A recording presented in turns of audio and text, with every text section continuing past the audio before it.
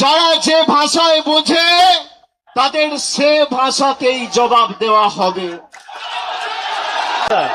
যারা রামের নামে ভোট চেয়েছিল সেই রাম মন্দিরে চুরির দায় এই বিজেপির। রাম মন্দিরে নোট চুরি আর ইভিএম এ ভোট চুরি, এই হচ্ছে বিজেপির প্রকৃত স্বরূপ। আর যারা গা বাঁচাতে, পিঠ বাঁচাতে বালিশ চাটার গ্রুপে যাচ্ছেন, এদেরকে তৃণমূল বলবেন না, বলবেন বালিশ চাটা। হয় পুলিশের কাছে মামলায় ধৃত, আর না হলে মেরুদণ্ড বিক্রি করে বালিশ চাটা ঋতব্রত। এই দুটো ছাড়া গদ্দারদের উপায় নেই। বিজেপি সরকার 21শে জুলাই আটকাতে পারলেন, শুভেন্দু অধিকারী 21শে জুলাই আটকাতে পারলেন, অমিত শাহ 21শে জুলাই আটকাতে পারলেন, কলকাতা পুলিশ 21শে জুলাই আটকাতে পারলেন। প্রলোভনকে উপেক্ষা করে যারা লড়াই করে, ইতিহাস তাদেরকে সমর্থন করে, গদ্দারদের সমর্থন করে না। 5 ওয়াট 10 ওয়াটের বাল্ব সে এখন ভাবছে আমি হ্যালোজিন হয়ে গেছি।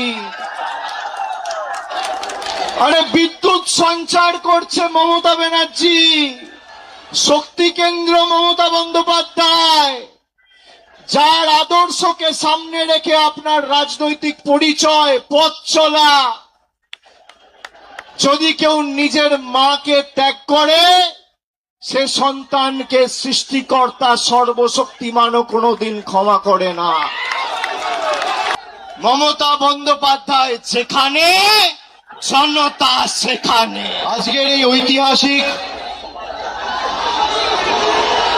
সমাবেশকে সফল, সার্থক এবং সাফল্যমণ্ডিত করার জন্য মহামান্য কলকাতা হাইকোর্ট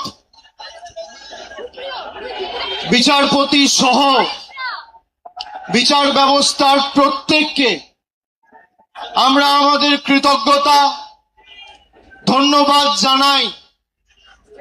যারা 21শে জুলাইয়ের কর্মসূচি আটকাতে চেয়েছিল, ভারতীয় জনতা পার্টির সরকার 21শে জুলাই হলো, বিজেপি সরকার 21শে জুলাই আটকাতে পারলেন, শুভেন্দু অধিকারী 21শে জুলাই আটকাতে পারলেন, অমিত শাহ 21শে জুলাই আটকাতে পারলেন, কলকাতা পুলিশ 21শে জুলাই আটকাতে পারলেন। আজকের এই সমাবেশ প্রমাণ করে দিচ্ছে তৃণমূল কংগ্রেসের কর্মীদের কোনো বিকল্প নেই। যারা নিজেদের তৃণমূল বলে দাবি করত, গিয়ে একবার দেখে আসুন মেয়র রোডে যে কটা লোক রয়েছে, গ্রামে জেসিবি দিয়ে মাটি কোপানোর সময়ের থেকে বেশি লোক হয়। ভালো তৃণমূল, তাই না? কর্মী কোথায়? জনতা কোথায়? মমতা বন্দ্যোপাধ্যায় যেখানে, জনতা সেখানে। অনেক বড় কেউকেটা হয়েছেন। এই গাছগুলো দেখছেন, একটা পাতা যদি ঝরে পড়ে যায়, একটা ডাল যদি কেউ কেটে ফেলে দেয়, তার সবুজ আর কেউ ধরে রাখতে পারে না। সেই ডালের মধ্যে, পাতার মধ্যে আর কোনোদিন প্রাণ কেউ সঞ্চার করতে পারে না। তার শক্তি তার শিকড়ে। একইভাবে তৃণমূলের শিকড়ের নাম মমতা বন্দ্যোপাধ্যায়। যার আদর্শ আন্দোলনকে সামনে রেখে হাজার হাজার লক্ষ লক্ষ কর্মীরা আপসহীন লড়াই সংগ্রাম করে দলকে আজকে বটবৃক্ষে পরিণত করেছে, তারা যদি ভাবে যে গদ্দারি বেঈমানি করে দলকে দুর্বল করব, তৃণমূল কংগ্রেস আরো শক্তিশালী হবে। যারা আজকের সভায় এসছেন, আমি কুর্নিশ জানাই প্রত্যেকটা কর্মীকে।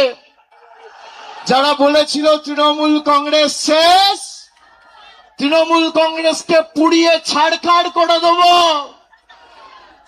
সেই আগুনের স্ফুলিঙ্গ থেকে নতুন অগ্নিশিখার জন্ম হবে এবং তৃণমূল কংগ্রেস আরো শক্তিশালী হবে আগামী দিন।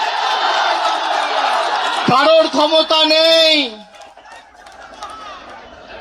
আর বিজেপি যদি মানুষের রায় জিতে থাকেন, তাহলে এত ভয় কেন? তৃণমূল কংগ্রেসের কর্মীদের মিথ্যা মামলায় জেলে ঢোকানো, নেতাদের উপর যারা মমতা বন্দ্যোপাধ্যায়ের সাথে এখনো আছে তাদেরকে ভয় দেখানো, তৃণমূল কংগ্রেসকে চমকে ধমকে লাভ নেই। এত মামলা দিয়েছে আমার উপর, একদিকে ইডি, একদিকে সিবিআই, একদিকে ইনকাম ট্যাক্স, একদিকে সিআইডি, একদিকে এসটিএফ। গলা যদি কেটে দেন আর যেদিনকে দেহ ত্যাগ করব, মৃতদেহটা শ্মশানে নিয়ে যাওয়ার আগে যদি বুকে কান পেতে শোনেন, তাহলেও সেই দেহ থেকে জয় বাংলার মমতা ব্যানার্জি জিন্দাবাদ করে।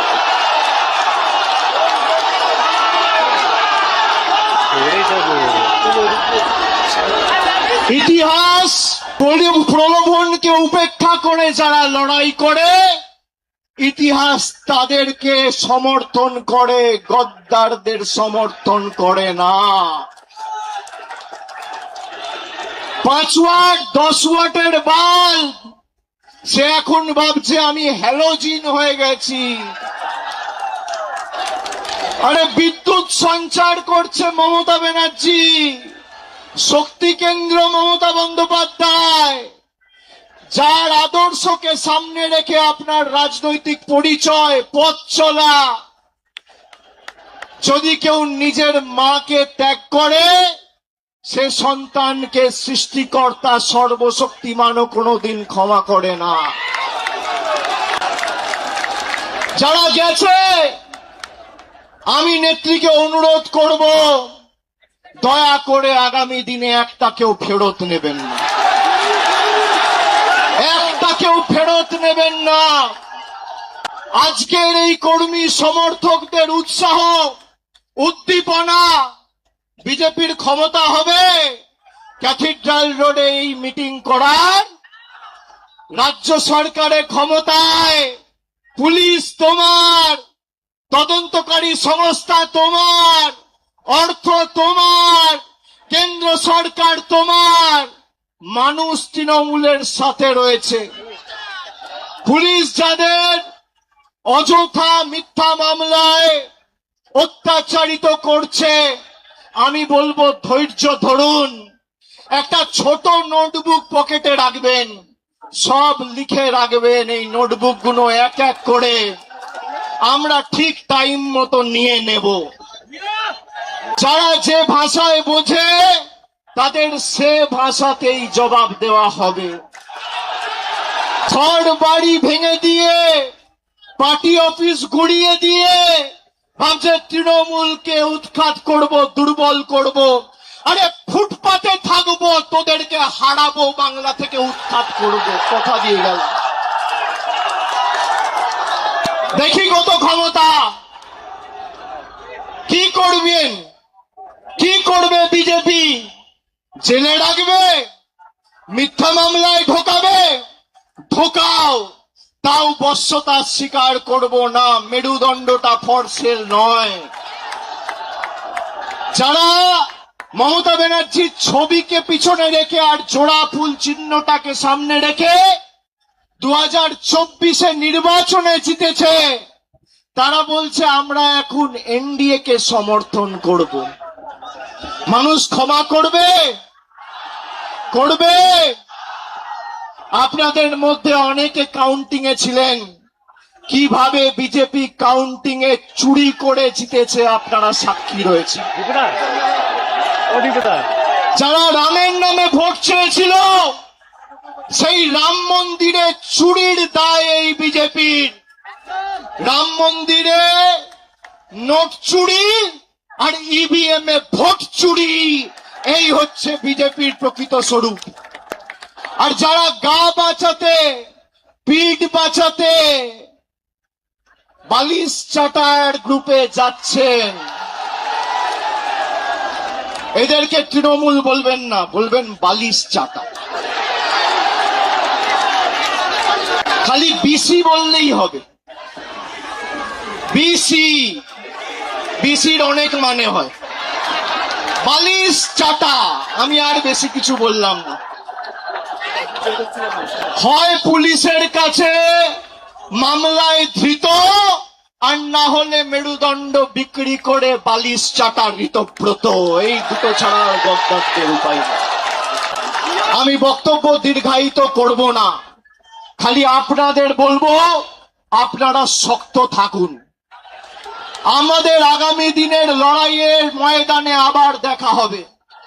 বিশেষ করে যে সমস্ত তৃণমূল কংগ্রেসের নির্বাচন সিম্বলে, তৃণমূলের সিম্বলে, জোড়া ফুল সিম্বলে নির্বাচিত হয়ে যারা পিঠ বাঁচাতে নিজেদের মেরুদণ্ড বিক্রি করে ওদিকে গেছে, আমরা প্রত্যেকটা বিধানসভায় গিয়ে মানুষের কাছে ক্ষমা প্রার্থনা করে আসব। আগামী দিন লড়াইয়ের ময়দানে দেখা হবে। আমি তৃণমূল কংগ্রেসের নির্ভীক, সাহসী, সংগ্রামী, দেবতুল্য কর্মীদের আমার অন্তরের শ্রদ্ধা, কৃতজ্ঞতা, প্রণাম এবং কুর্নিশ জানিয়ে আমার বক্তব্য এখানে শেষ করছি। এরপর নেত্রী বলবেন, তার কথা আমরা শুনব। জোরে বলুন, জয় বাংলা।